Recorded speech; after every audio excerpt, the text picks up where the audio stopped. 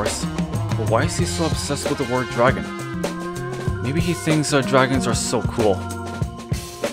Anyway, he had published the first Dragon Ball manga on the Weekly Shonen Jump from 1984 to 1995. And his style was very A's vintagey and almost giving out a little chibi vibe, with them big eye stalks and little black pupils. Not to mention it has the longest running franchises of all time, and I'm pretty sure it already hit the Guinness Book of World Records. And speaking of the longest franchises in the anime industry, we got the next anime art style of One Piece, by Ichiro Oda.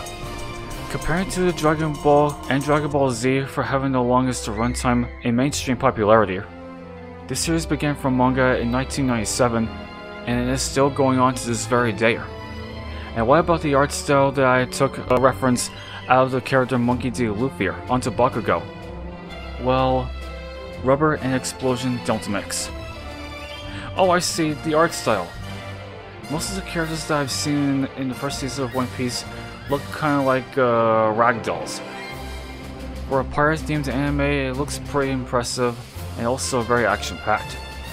The next anime art style for this panel is Musashi Kishimoto, the creator of the Naruto franchise, through manga first. I looked up about his inspiration and it stated that he was influenced by Dragon Ball Z, and also Akira, well, because of the explosions. Yeah, an economic boom must be pretty hard for the people of Japan to get over with. Anyway, back to the style and back to the subject that I'm talking about in this video. What do Katsuki Bakugo and Naruto Uzumaki have in common? They're both self-absorbed, They scream at everybody, and they brag about how strong they really are, which it could get pretty irksome in everyone else's cases, but in Naruto's case, it's natural. Even Bakugo himself. In the style that Kishimoto does for his series, well, it's almost like a human realistic style, but just have the main character look like Goku in a Super Saiyan form, with the blonde hair, the blue and the orange colors on it. Think what I just said. Up next is Koyoharu Gotoge.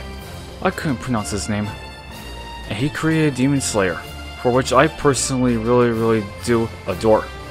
For now, the style that I took from one of the characters from the anime was the one Hashira, Tsunami Shinazugawa. Even that name is hard to pronounce and remember, and for that, I feel like Inosuke for trying to say the names incorrectly. There was so much that I want to talk about for the series of Demon Slayer, but that would be another video for another time. One thing I could say about the style of characters is that I really do like the way how the outlines are thicker than it gets thinner. The next style from the bottom left corner is Tite Kubo, the creator of Bleach. And of course, the character that I took out of his style was in fact Ichigo Kurosaki. Truth be told, I never actually saw or got into Bleach. I wasn't much of a big anime guy when I was a kid or through my teenage years, and if I had, it would have saved my own life. But here's what I've looked up on my research about the whole premise of the Bleach series. You have a teenage boy who has discovered that he has the ability to speak with ghosts, which is a gift. And if seeing ghosts is Ichigo's gift, then Bakugo's gift, or quirk, is explosion. So the next style is Hiero Mashima, responsible for Rave Master, Fairy Tail, Eden Zero, and Fairy Tail 100 Years Quest. And for the character of choice from Fairy Tail will be none other than Natsu Dragneel, the Fire Dragon Slayer Mage, or the Salamander as like everybody like to call him. I started watching Fairy Tail back in 2013. It was quite a magical and mystical experience. There are moments that are genuine amusing, or just genuine heart-wrenching. And the way that Natsu would wear his scarf that was given by his mage master, who was a dragon, to keep him warm like he has a fire in his belly. Much like when Bakugo had to wear those grenade gauntlets just to build sweat to create a giant monster blast. I think Natsu and Bakugo should get into a blade deathmatch or something. Up next is the genius illustrator behind his most famous post-apocalyptic cyberpunk manga of all time, Akira, by Katsuhiro Otomo. What can I say about this guy? Never in all my life I see his most aesthetic illustrations by ink that I ever saw. I really do admire the details of the scenery, like the cityscape of course, its aggressive tone, and action set pieces. But it was the anime movie that got me introduced to the manga series first. It was ultra violent, it was disturbing, and also just downright mean-spirited, all thanks to the animation studio of TMS. The animation studio also behind Batman the Animated Series and Animaniacs, not to mention Spider-Man and the real Ghostbusters. And you probably saw the design for Tetsuo Shima as a choice to be part of Bakugo's likeness. So why do I pick Tetsuo to represent? Well, I think it's because he is as young, impulsive, and also extremely jealous. And then deep down, he's just terrified. Up next is Kataro Miura, the creator of the critically acclaimed manga series Berserk. While I was searching for my next style for this panel, when I choose Berserk because of its medieval European and dark fantasy-like aesthetics. And what I didn't know is that Miura had recently passed away from aortic dissection. And I was like, for real? Yeah, it is pretty sad that how much that he had to leave behind his most famous works.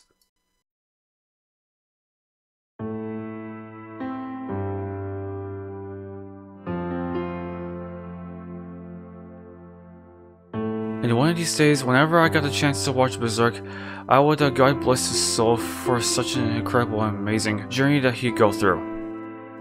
I think perhaps I made Bakugo more like a beefcake than Guts was. The second to last style I'll be illustrating is done by Takeshi Obata, who have done the character designs for the manga Death Note, for which Obata had worked alongside with fellow manga writer Tsugumi Oba. Both of them had even worked together to make Bakuman and Platinum End. As for the style of choice for Bakugo out of the characters from Death Note, I'm going with Light Yagami because he's a freaking psychopath. One high school student plus a notebook who can kill somebody equals a mass murderer with a god complex. But to compare with this personality with Bakugo from My Hero Academia, Horikoshi would just make Bakugo very existential with nihilism and is so conflicted upon the world that he has no idea what he really wants in his life. And if Bakugo were to go with the same route that Light goes, well then, he'll end up the same way Light goes, towards the series finale. And here we are, the final style that I'm going to be drawing for the last panel, and it's Hajime Aisama, the creator of Attack on Titan. Yep, I'm using Eren Yeager, the protagonist of the series, to represent the style that Bakugo can be if he were to ever to shift into a Titan. And of course his signature move would be also explosions with nitroglycerin sweat, and defeat all the Titans single-handedly. You know, for such a brilliant artist, Isama would release every chapter one day a month. And if I was him, I would pretty much do the same. But my Suckerman series on Deviant Art would be released for 2 months, but I had to divide them into parts to save time. I really don't know why, but I think Bakugo's Titan form will be pretty much the same as Eren because, well, they're both grumpy, they're both conflicted, and they also have a rebellious side. But the difference is that Eren is pretty much a power-hungry, snot-nosed little pissant, and Bakugo would be very intellectual but has OCD. And there you have it. The whole 12-style anime drawing of Katsuki Bakugo is done. Look at all the different styles of every show and hero from mangas and animes that I ever had the honor to illustrate with. So be on the lookout for Shigaraki because he might touch it and turn it into dust. So what do you guys think of this video? And if you do enjoy it, please leave a comment down below. I'll be waiting to hear your response. To see more of my videos like this, remember to subscribe to my Sanctuary 99 YouTube channel. There's lots of work to do, especially for my comic book series on Deviant Art. You can follow me on Deviant Art's Instagram and even Twitter if you wish to support me. Thank you guys for watching, I'll see you again soon, and in the meantime, this is Sanctuary 99 signing off.